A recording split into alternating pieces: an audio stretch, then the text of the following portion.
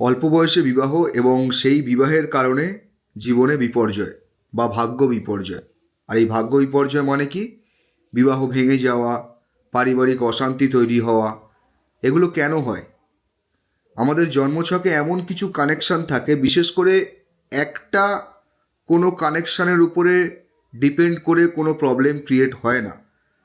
কোনো problem create হতে গেলে একসঙ্গে 3 থেকে 4টে জায়গায় প্রবলেম থাকে।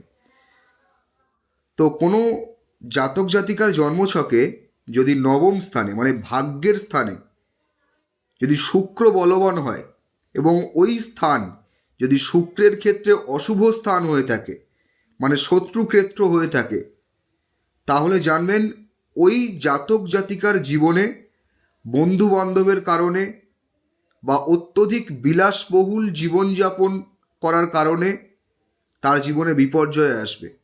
এবং শুক্র নবম স্থানে থাকার জন্য বিশেষ করে খুব দ্রুত বিবাহের কারণে তার জীবনে বিপর্যয় আসতে পারে।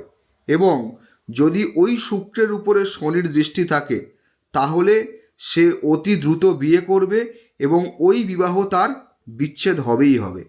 তো এক্ষেত্রে কি করা প্রয়োজন?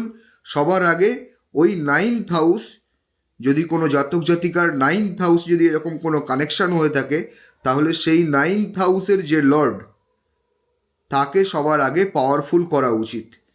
এবং বিবাহের আগে অবশ্যই জটক বিচার করে তবেই বিবাহ করা উচিত, না হলে কিন্তু এই ঘটনা ঘটবেই ঘটবে। সুতরাং সতর্ক থাকবেন এই রকম যোগ থেকে।